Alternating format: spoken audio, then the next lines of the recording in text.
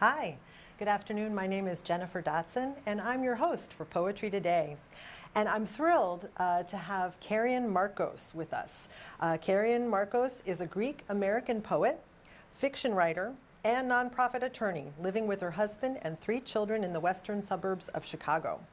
Her collection, Exemplastic Many in One, is the 2024 winner of the Prairie State Poetry Prize for a first or second book.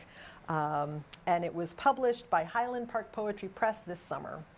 Her award-winning work has been published in magazines and anthologies such as Living Crew Magazine, Prairie Light Review, Bonfire, and elsewhere. And she has a website, www.karianmarkos.com, for additional information. Karian, thank you so much for joining us today. Thank you for having me. Very excited to be here. Yeah, so I mean, the Prairie State Poetry Prize, we're so excited to have your book out in the world now. But we'd love to hear about your journey with this manuscript.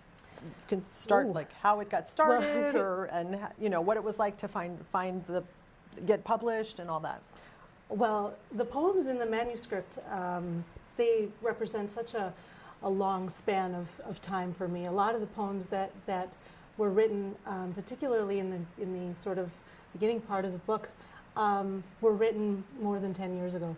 I've got, the way I structured it was to kind of follow my life in an arc of maturity from, you know, my early life until today, my experiences. So it kind of, that's sort of the way I chose the poems that would go into it, and how, you know, sort of at the middle of the book, there's this kind of demarcation point where the next poem, 17 years later, kind of carries us forward into my more later, the latter part of my life, and different experiences and stuff that I've sort of represented here in my poetry.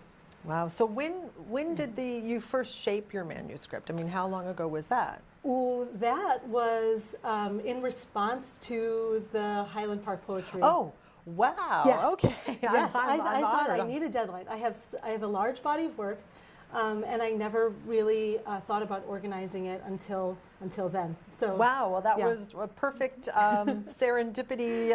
You know. Well, and Highland Park Poetry has been such a supporter, and I feel very indebted to the magazine, because I think the first poem that I put out there in the world was with them. So. Oh, excellent. That's really nice to hear. I don't often get that kind of feedback, so it's really, really good that our programming was inspiring to help you on your journey. Because oftentimes when I have authors come on the program, they're talking as well, you know, it took me like 5 years to find a publisher, you know, that type of thing. So I didn't know if you'd had any of that sort of history. A lot of rejection, of course, with individual poems. With individual poems. Yeah, sure. No, that happens still, you know, for me as well, you know. Well, then tell me a little bit about your journey as a poet. I mean. Oh, I've been writing poetry since I was a young girl. My first poem was written at 13. And it was in response to something tragic. I mean, my grandmother had passed away, and for me it was quite emotionally overwhelming.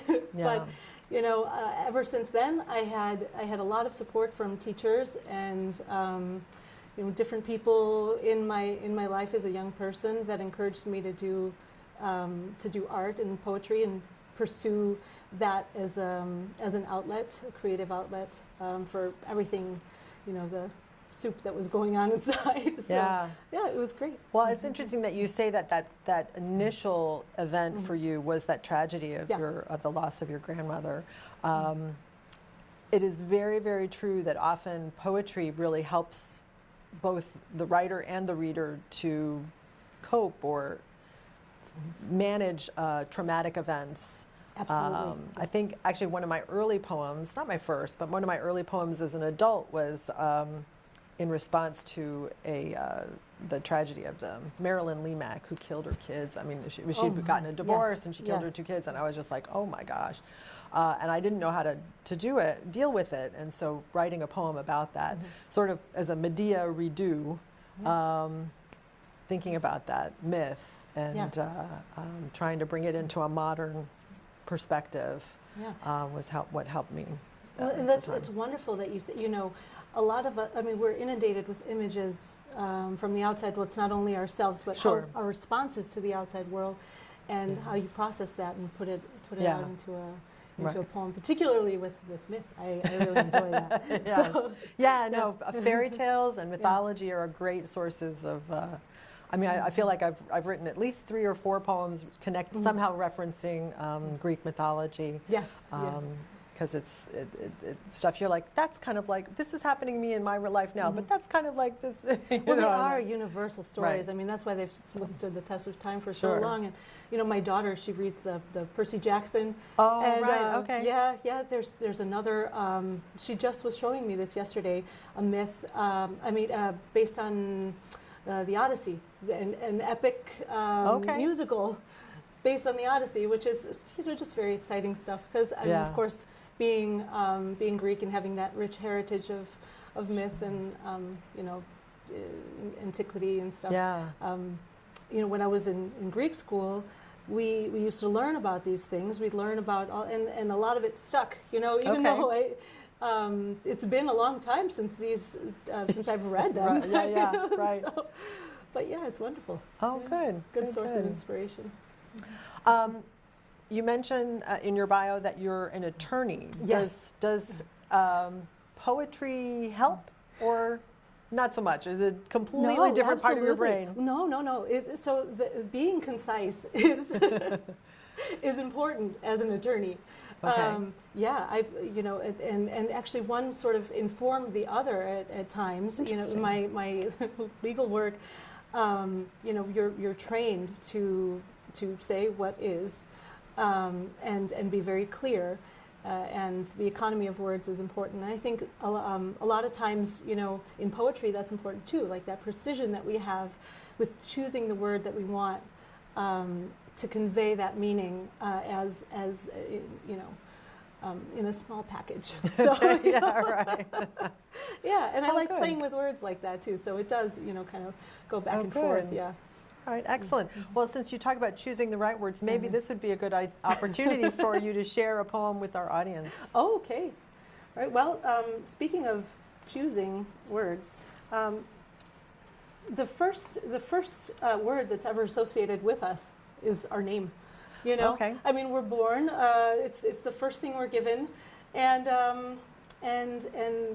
as a person with 2 names, I've gone by 2 names my whole life. My name in Greek is Kyriaki. That's my baptismal name. That was my grandmother's name, and I've got 5 cousins named the same thing. Oh wow. Okay. Yeah, it's this traditional thing.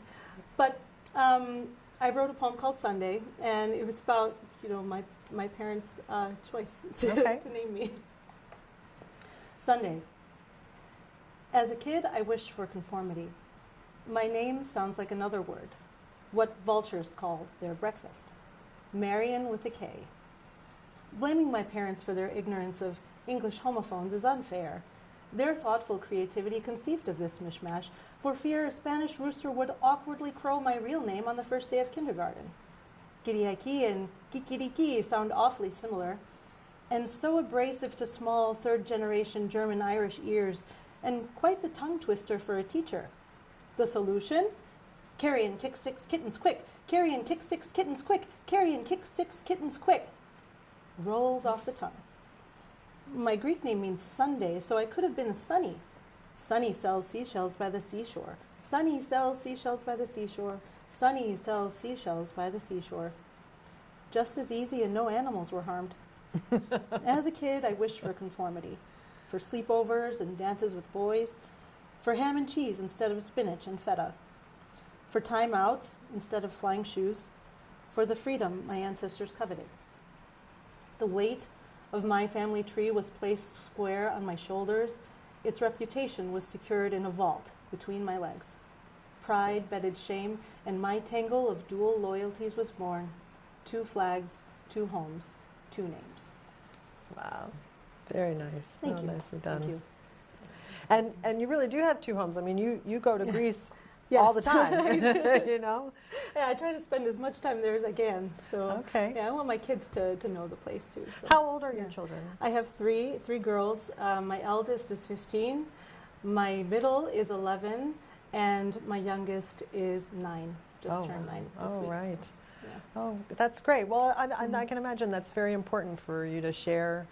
And international travel is great for expanding the minds of young kids. Yes, you know. yes. Then they enjoy it too. So That's good. That's good.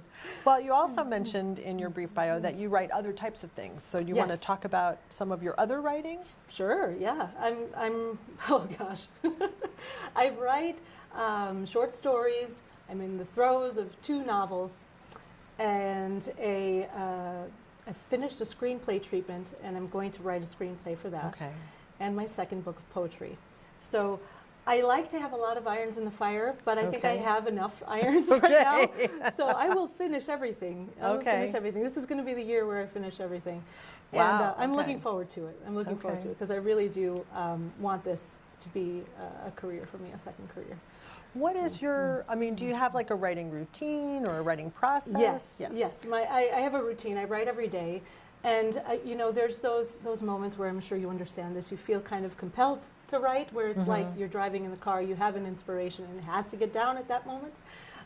So there's a lot of those moments, but the discipline of the daily stuff is I write 3 hours a day. And wow, that's quite a bit. Yes. So you don't watch any TV in the evening, and I do. I love Okay. TV. But yeah. Okay. Or do you not sleep? Well, I don't work full time, so that's all right. Well, that's good. That's good. Different. Okay, that helps. That helps. takes the back seat. So. Okay. Well, that's good. No, that's great. What if you were to meet your younger self as a writer? Do you have you learned anything, or do you feel like you have advice now for that younger version of your young writing self? You had 13-year-old who has said, "I'm going to write a poem for my grandmother." Well, first I would give her a hug. Okay. All right. It's all good. It's going to be okay. But yeah, because a lot of my writing has that sort of darkness to it. You know, and it's my way of expressing that the hard times that I go through, the emotional stuff, the heavier stuff, and it's processing and analysis. And if I could tell that person, the young person, just keep going, don't like never despair, because, there's always something over the bridge. Oh, good. Yeah. Good. Well, I think we should hear another poem, if that's okay. Sure. Yes. All right. Yeah. Well, and so this next poem that I'm going to read is called Chimera, and I think the substance of this poem is no longer true, because I now have a book. Okay. So, but a chimera, as you know, it's a mythical creature, right? Destructive and, slain by a mythical hero. And the word actually means also something that's like an impossible dream, something unfulfilled, or that you cannot possibly accomplish. So that's chimera. I dreamt an impossible dream, scribbled it on college rule paper, folded the page and tucked it in my pocket while I pursued more probable realities. The ink faded at the creases, the paper thinned where I fingered the page, rubbing the folds with nostalgia, as if a genie would spring out to grant me this scrawled wish. It remains unfulfilled, abides at the seams of the patchwork person it created, the odd collection of disjointed limbs that continues to add to itself, with hope to one day be complete. So, wow. All right. Well, dream now is fulfilled. I am ecstatic that we were the ones to fulfill your dream. Yes. Thank you. That is great. Wonderful. Okay, one more. One more? Yeah, Okay. yeah. All right. One more, are we finishing? Or one more is this? No, one more before we have poem. No, I think we can talk about other stuff. I think Sounds we've got good. some more All time. right. Well, this is the Mandarin's Dilemma. Okay. And I always sort of feel like when you put something on the page, there's an element of vulnerability to it, right? You're sort of leaking out what should be inside. So Okay. this is about that. This is vulnerability at its peak. The Mandarin's Dilemma. For the mandarin to shed its peel, to discard its protective layer and sit on a plate exposed, it would have to accept that it may be devoured, hungrily and unceremoniously. Would it be too much for the mandarin to hope that if it disrobes, undoes its pithy corset, revealing its segments, they would one by one pass through a pair of delicately parted lips, perhaps grazing them gently, be laid onto a most appreciative tongue and swirled and savored until the thin skin containing its hundreds of juice sacs bursts open in a flood of ecstasy? Why else, but for its trepidation, would it attempt to preserve itself when the alternative is to rot without having shared its gifts? Oh, I love that. That's really Thank you. cool. Well, that leads me to my next question, which is, what poets inspire you? Oh my gosh. What poets inspire me? Well, there's a Greek poet that I always loved, and her name is Kiki Dimula. She's inspirational for so many reasons. Aspirational, really. She's got the... she can convey beauty like no other. And I think the Greek language helps with that. Okay. Then there's Nuar al-Sadir, who I read her book, Fourth Person Singular, and it was so unique and different that I really loved that. I thought that, you know, if you can break out of the mold and boundaries of all convention, it's kind of the marker of a free mind, which is very interesting. And my dad, he's a poet. Oh, wonderful! Yeah. Wow. Okay. And he inspires me because he didn't start writing until I had my first daughter. Oh. And he was so moved with emotion that he decided to pursue something that he hadn't tried before. And he goes to workshops, like, I don't know if you know Mardell for you, but he goes to a workshop. Yes. All right. Yes. And yeah, my dad. Oh, very cool. Mm-hmm. Very cool. We'll have to have him on the show. Oh. Okay.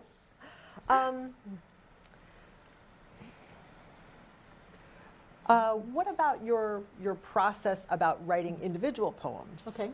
Can we talk about that a little bit? Sure. Well, or does it vary? it does. It Okay, does. Yeah. yeah. I mean, everything. Sometimes it'll come out of spur of the moment. The whole poem gets written. It's and it's fine. Just the way, like, I'll look at it again after, maybe a month or a day or however it is, and I'm still happy with it. Okay. But most of the time, it's a line or two. It comes out. There's some sort of stewing going on. That's something that I need to discover or think about, and that becomes a couple of lines in a journal or a couple of lines in my notes app, which I always use for drafting, and then I will work at it. A lot of times, the poems will go through like 5, 6, 7 drafts. I have multiple drafts of the same poem just to see how it reads in different ways, and the musicality of it, the rhythm, the just the words themselves, and then what it is. What am I trying to say with all of this? Yeah. Which is really important to everything, because I think the layered meanings that the poems have is deliberate. Like, I like to choose words and turns of phrase, of course, imagery that creates these double levels, double, triple sometimes in meaning. And so the reader can enjoy it. Many readers can enjoy whatever they take away from that, and sort of it's an interactive kind of thing. I view it as, at least. Now, speaking of interaction, I know that you're a member of the Illinois State Poetry Society. Yes. Do you attend any of their workshops? Well, or their not their programs? workshops, but I do go to the Brood Awakening readings. I haven't been in a while because of the travel. fact that I've been gone. Right, yeah. Yeah, but usually the last Sundays. Right. I think I will be going this week. Yeah, okay. Yeah, to see Leonard. Oh yes, Yeah. right. His final American reading before he becomes a How exciting! Right? yes, Yeah, right, yeah. before he moves to Portugal. Yeah, very nice. But do you Mm-hmm. also participate in any sort of critique, or do you have Yes. feedback from others? And Yes, I do a group at COD. There's College Mardel of 40 DuPage? College of DuPage. Okay, Yes, all sorry right. about that. Yes, I do that writers group, and sometimes I work on poetry there. Sometimes I'll work on my fiction and other Okay. things. And I have two groups of women who small groups where we meet either in person or online. Okay. And we critique each other's work. I also was a member of the Oak Park Writers Group as well, Oak Park Library downtown, or in downtown Oak Park. But Yeah. yeah, and so I try. It's very valuable to be involved with other writers and to get feedback on, work that's just to see if it's working, if it's not, what's wrong with it, and yeah. Did you have any? I know we talked about poets that inspire you. Did you have any teachers that were particularly inspirational in your journey? Yes, I did. Yes. So Mary Bittinger was a poetry teacher of mine in college, and so because I was unable to major in English or something that was more suited probably to my talents. I used to take all of my electives were creative writing and poetry classes, and she was probably the most attentive and caring and wonderful professor that sort of pushed me and pushed my boundaries as a poet. And she wrote what I assumed to be a wonderful letter of recommendation. I never read it for law school for me. But yeah, she was wonderful. She was wonderful. Well, and no, she she's also on the yes, back of the yes, book. she Okay, because I is. was like, I recognize that name. Yeah. Okay, Yeah. all right. She is in Fabulous. Akron now, at Okay. the University of Akron. Yeah. Interesting. Wow. Okay. Well, it's important that we have those people in our lives that Yes.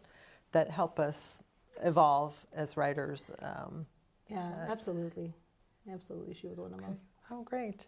I think you prepared one more poem to Yes. share. Why don't we do Sure. that? This is Eternity. Now, this is about leaving a mark. Life is short, so we got to do something with it, right? This is eternity. It rolls by, stops for no one, nothing. A self-propelled train on a double-looped track. We're born on board with a one-punch ticket. Watch the pictures flicker by for a while. Maybe leave a mark or divot on our seat, quick-like, before the conductor comes around again. Oh, wow. I like that. And I like that. And you talked about the power of ideas being compact and concise language earlier in terms of being a lawyer as well. But that's nice. Short and sweet can also be powerful. It doesn't have to be a long 5-page Yeah, poem. I don't think I could. I have trouble filling pages. Yeah. So you prefer shorter poems? Is that your Yeah, what you yeah, that's usually- tend to gravitate towards? Yes, I have some longer ones, but really, I go for the story form if I have something more to say. Okay. Yeah, I would probably do it like that versus like an epic poem or something. Okay. All right. That's one place where you do deviate from your Greek heritage, Right, where the I epic know. poem is Yeah, like, very for let's both. right. Let's write a poem that goes on for many pages. Oh my gosh, it was one of my goals to memorize the Erotokrito, which is an old song/poem. But that I'm too busy for that right now. Although I'm sure the exercise would be very valuable. I mean, Yeah. they talk. I mean, one, it would probably help you stave off senility. They're always saying Yes. if you do Sudoku or the crossword puzzle or play Scrabble, you'll live with a sharp mind and I imagine having to memorize and recite a poem would help. Yeah, I mean, you with think that. of Homer, as sort of that. Yeah. Well, I'm from the island of Homer, so I'm from Oh, Chios, okay. and you see Homer his face when you land in the airport. Okay. Oh my goodness. Yeah. Wow. All right. So Very there's cool. a long tradition of memorizing and reciting things. Okay. For sure. We'll see if for that ever sure. happens, but- Well, you know, and I wonder that so many of the like slam poets or performance poets tend to recite their poems. They don't. Yeah. You know, when I go to readings, I'm always the old-fashioned person. I'm either bringing a book or I'm bringing a notebook or a piece of paper where I've printed out a poem.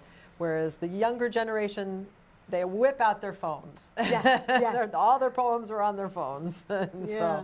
so, yeah, it's a It's very one way different of doing it. You know, it Yeah, is. yeah. It is. It, like the use of technology. I mean, it's, you know, you used to have to carry a notebook everywhere, and now you've got Right. everything. Well, right. Yeah, You said yeah. you like that notes app. where Yeah, you just yeah. do it in your notes. Okay. Well, that's a good. But I still do morning pages. So you did I- the Julia Cameron book. Yes, I Okay, do morning fabulous. pages every day. It's very cathartic. Yeah. Cleans out the gunk, you know. Okay. Yeah. Excellent. And that's handwritten. yeah. Right. No, I Yeah. remember that. Yeah, it's not going on your computer. And Because no one else is going to see that. That's for right. sure. Yeah. Okay. All right. Now, do you save those or do you purge those books? Well, the The morning morning pages? pages. Oh, well, I have not purged anything. I'm not. Okay. I definitely don't throw anything away. Okay. All right. Probably a hoarder.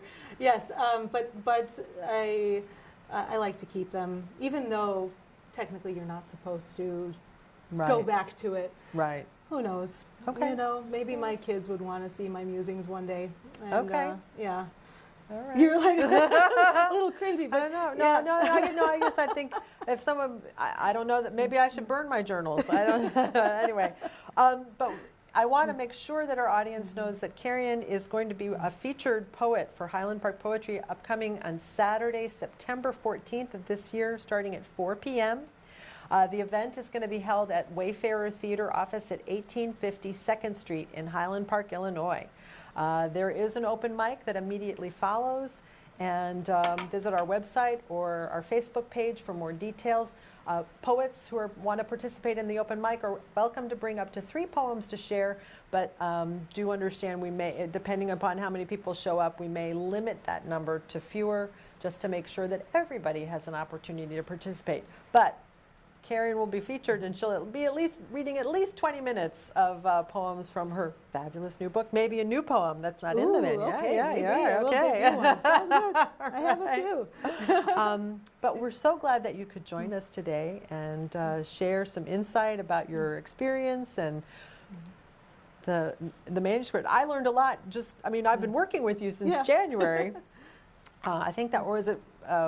January or December, whenever we announced Yes. to you that, hey, you were picked by the judge. Oh my God, that was what a special moment. You actually moved me to tears, and I hugged my family and was so happy. Oh, yeah, good. yeah. This represents a lot of myself I put into these poems. So it was very special for me. Great. Thank Well, you. we're glad that you can share that with us, and that you're coming back to Highland Park in just a few weeks. Yeah, looking forward to it. It'll be great. Okay. Good time. I think that's about it. Thank you so Wonderful. much. Thank All right. you. Take care.